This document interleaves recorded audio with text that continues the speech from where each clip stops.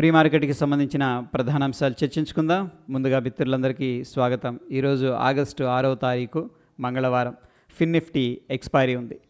So friends, ముఖ్యంగా నిన్న జపాన్లో హ్యూజ్ క్రాష్ అనేది జరిగింది కదా. జపాను వడ్డీ రేట్లు అంటే చాలా తక్కువగా మెయింటైన్ చేస్తుంది.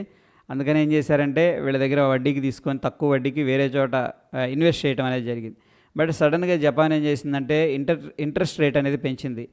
సో ఎవరైతే తక్కువ వడ్డీకి తీసుకున్నారో వాళ్ళందరూ కూడా ఏం చేశారంటే అక్కడ ఉన్న అసెట్స్ లైక్ షేర్స్ కానీ ఏదైనా కానీ వాళ్ళ ఇన్వెస్ట్మెంట్ మొత్తం కూడా ఎగ్జిట్ అయ్యి ఇప్పుడు పే చేయాల్సిన అవసరం అయితే రావడం జరిగింది.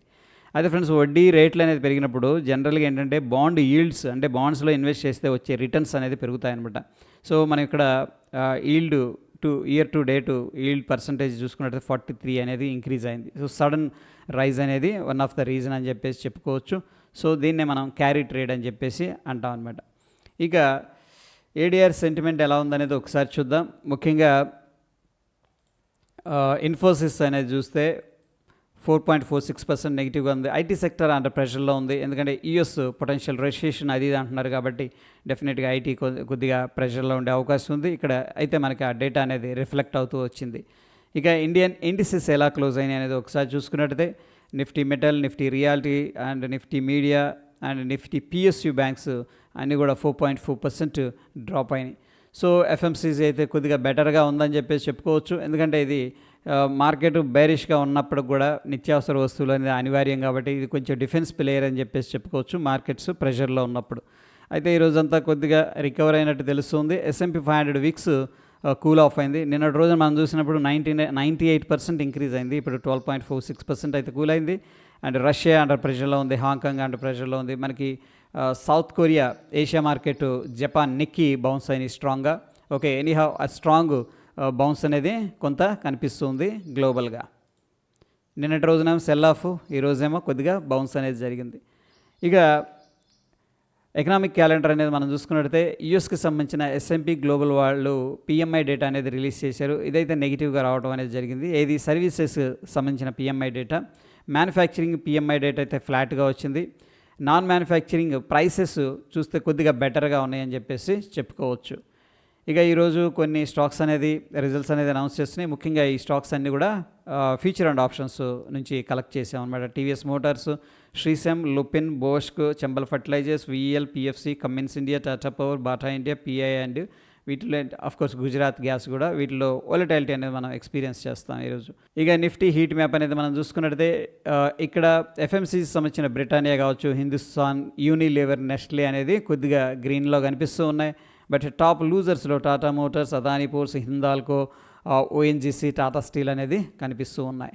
సో ఫ్రెండ్స్, కొన్ని స్టాక్స్ అయితే బ్యాన్ లిస్ట్లోకి వెళ్ళినాయి. ఫ్యూచర్ అండ్ ఆప్షన్స్లో మనం ట్రేడ్ చేయలేము. ముఖ్యంగా India Cement, India Mart, Hind Copper, Birla Soft, ఆయిచా Birla Capital, RBL bank, Chambal Fertilizers, GNFC, Granules అనేది బ్యాన్ లిస్ట్లో ఉన్నాయి. Probably Manappuram, LIC housing finance కూడా బ్యాన్ లిస్ట్లోకి వెళ్ళే స్కోప్ అయితే కనిపిస్తుంది. అయితే ఫ్రెండ్స్, సిగ్నిఫికెంట్గా లాంగ్ బిల్డప్ కానీ షార్ట్ కవరింగ్ కానీ కనిపించట్లేదు. సో ఏంటంటే నేను అంత ప్యానిక్లో ఉందని చెప్పేసి చెప్తుంది ఇక్కడ డేటా అనేది. ఎందుకంటే ఒక్క స్టాక్లో కూడా లాంగ్ బిల్డప్ అనేది చూపించలేదు. అండ్ ఏంటంటే షార్ట్ కవరింగ్ కూడా చేయలేదన్నమాట. అంటే ఇంకెందుకులే మార్కెట్ బేరిష్గా ఉందనుకున్నారేమో, షార్ట్ కవరింగ్ కూడా ఇక్కడైతే ప్రస్తుతం కనిపించట్లేదు. సో ఈ రెండు కూడా ఏమి ఇండికేట్ చేస్తున్నాయంటే మనకి కొంత ప్యానిక్, కొంత బేరిష్ సెంటిమెంట్తో ఉన్నారు అని చెప్పేసి చెప్పుకోవచ్చు. సిగ్నిఫికెంట్గా షార్ట్ బిల్డప్ దేంట్లో యాడ్ అయిందంటే Motherson, LIC housing finance, Hind Copper, LTTS, క్యాన్ఫిన్లో కనిపిస్తుంది. సిగ్నిఫికెంట్గా లాంగ్ అన్వైండింగ్ అయిపోయారు, అంటే ఉన్న పొజిషన్స్ ఎగ్జిట్ అయ్యారనమాట. So SAIL, India Mart, RBL bank, OFSS, Birla Soft అనేది కనిపిస్తూ ఉంది. ఇక ఈ చార్ట్ అనేది మనం చూసుకున్నట్టయితే ఫ్రెండ్స్, ఇక్కడ ఫీచర్స్ వాల్యూమ్ అయితే నిన్న హెవీగా రైజ్ అయినాయి విత్ ప్రైస్ డ్రాప్ అనమాట. సో ఇదేంటంటే ఒక రకంగా చాలామంది ఈ యొక్క ర్యాలీలో అంటే డౌన్ సైడ్ ఏదైతే ప్రెషర్ వచ్చిందో దాంట్లో పార్టిసిపేట్ చేశారు హెవీగాని వాల్యూమ్ అయితే ఇండికేట్ చేస్తుంది. సో టోటల్గా ఇంటర్ప్రిటేషన్ మనం ఓపెన్ ఇంట్రెస్ట్తో కలిపి తీసుకుంటే లాంగ్స్ ఎగ్జిస్ట్ అయినట్టు 2 days అనేది చెప్తూ ఉంది. ఇక ఓవరాల్గా ఫీచర్స్లో ఏ విధంగా బిల్డప్ జరిగింది అనేది మనం చూసుకున్నట్టయితే లాంగ్స్ ఏమో 6% కనిపిస్తుంది, షార్ట్స్ 54% కనిపిస్తుంది. సిగ్నిఫికెంట్ లాంగ్స్ అయితే 0, సిగ్నిఫికెంట్ షార్ట్స్ వచ్చేసరికి 39.78% అనేది కనిపిస్తుంది. సో అగైన్ చూడగానే మొత్తం కూడా మనకి ఏంటంటే రెడ్లో ఉన్నాయి. అందరూ కూడా ప్యానిక్లో, ఫియర్లో, షార్ట్ సైడే ఉన్నట్టు తెలుస్తూ ఉంది. ఇక పార్టిసిపెంట్స్ డేటా ఏ విధంగా అనేది ఉందనేది చూసుకుంటే FIs అయితే స్టాక్ ఫీచర్స్ అయితే బై చేశారు. స్టాక్స్లో ఏంటంటే బేరిష్గా ఉన్నారు హెవీగా. అండ్ ప్రొప్రైటరీ విషయానికి వస్తే ఇండెక్స్ ఫీచర్స్ కానీ స్టాక్స్ ఫీచర్స్ కానీ బై చేశారు. ఇండెక్స్ ఆప్షన్స్ అయితే స్ట్రాంగ్ బేరిష్గా కనిపిస్తూ ఉంది.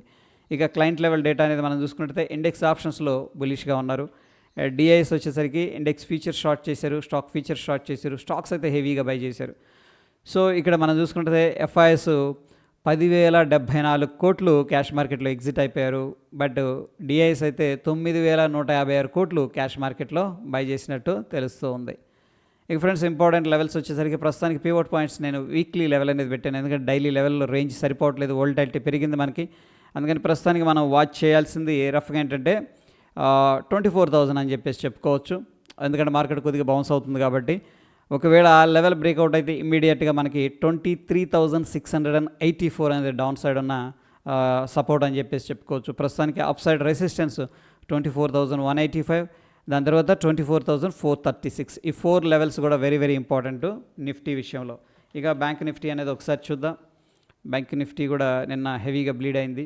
సో ఫ్రెండ్స్ మనకి ప్రస్తుతానికి 50,340 అప్ సైడ్ రెసిస్టెన్స్ ఉంది, 49,592 అనేది డౌన్ సైడ్ అయితే సపోర్టు కనిపిస్తుంది. సో బిగ్గర్ పిక్చర్లో మనకేంటంటే ఓపెన్ ఇంట్రెస్ట్ అయితే కొద్దిగా బేరిష్గానే పొజిషన్స్ బిల్డప్ చేసినట్టు చెప్తూ ఉంది.